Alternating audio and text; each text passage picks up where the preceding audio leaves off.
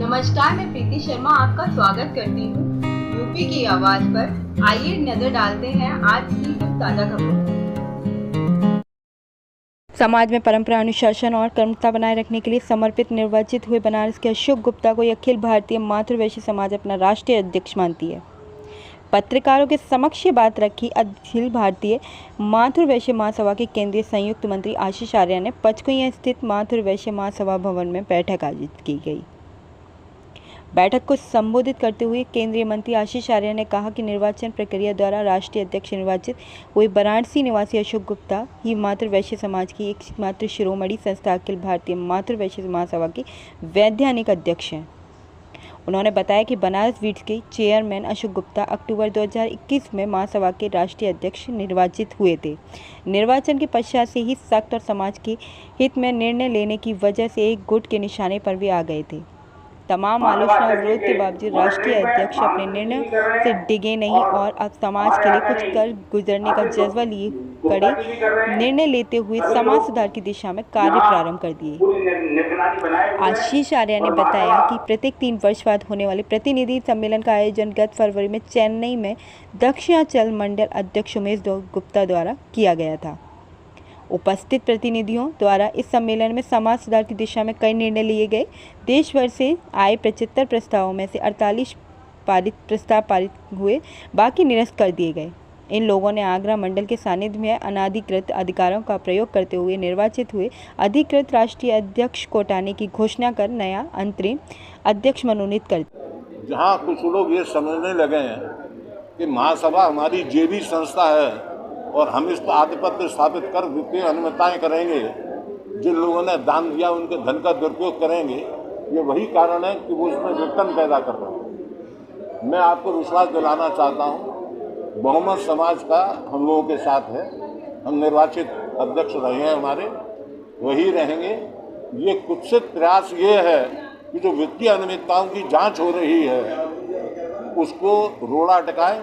जो इस बात से साफ स्पष्ट गोचर हो रहा है कि जो 7 तारीख को सम्मेलन बनाया, जो वित्तीय अनियमितताओं को पर्दा डाला गया, जिनको महासभा अध्यक्ष जी ने निष्कासित किया उनको फिर पदारूढ़ कर दिया। बड़ा गंभीर सोचने का विषय आप लोगों का है कि जिन पर वित्तीय अनियमितताएं हैं, जो नोटिस का जवाब नहीं दे रहे हैं, फिर उन्हीं लोगों को क्यों विचार किया जा रहा है। आप प्रांगण में बैठे, आपके पार्श्व ओर ये एयर कंडीशनड गेस्ट हाउस बन रहा है।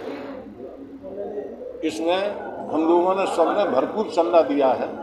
हम चाहते हैं कि हमारे बुजुर्गों ने जो आशीर्वाद दिया है, जिसके कारण हमारा ये भवन बना है, इसकी आमदनी ऐसी हो जाए कि हमारा जो विधवा महिला सहायता है, गरीब महिला सहायता जो दी जाती है, उनको समुचित सम्मानपूर्वक समाज में आदर मिले, इसकी कोशिश ट्रस्ट बना के हम कर रहे हैं।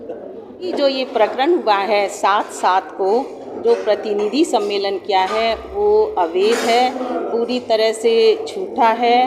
वो मीटिंग बिल्कुल भी हमारे वैधानिक अनुसार गलत हुआ है और उसमें जो राष्ट्रीय अध्यक्ष बनाए हैं वो भी वैधानिक नहीं है। हमारे राष्ट्रीय अध्यक्ष श्री अशोक गुप्ता बनारस बीट्स वाले हैं। उनको नवनिर्वाचित चुनकर पूरी भारतवर्ष के मातृवैश्य लेकर आए थे और अभी भी वही हैं, उनका कार्यकाल चल रहा है। लेकिन कुछ कारणवश यहाँ के लोगों ने क्या किया, कैसे ये चुनाव किए, नए चुनाव करके नए अध्यक्ष बनाए, ये बिल्कुल सरासर गलत है। इसको हम मातृशक्ति नहीं मानते हैं। हमारे राष्ट्रीय अध्यक्ष तो अशोक गुप्ता जी ही हैं। कौन-कौन लोग हैं जो उन्होंने जो काम किए, इस तरीके के काम? मातृवैश्य समाज के ही कुछ भाई हैं जिन्होंने इस तरह के काम किए हैं। अब उनका नाम लेना मेरे लिए बहुत मुश्किल है, लेकिन जो भी उन्होंने किया है। नहीं, वो लोग भी आगरा के बाहर के? आगरा के ही हैं वो, आगरा के ही हैं वो। और हमारे जो राष्ट्रीय अध्यक्ष हैं वो जागरूक हैं और उन्होंने अभी 2.5 साल उनका कार्यकाल चल रहा है, लेकिन उन्होंने बहुत अच्छे से मातृवैश्य समाज को आगे लेके चल रहे हैं वो और अच्छे से कार्य कर रहे हैं। हम सारी मातृशक्ति उनके साथ है।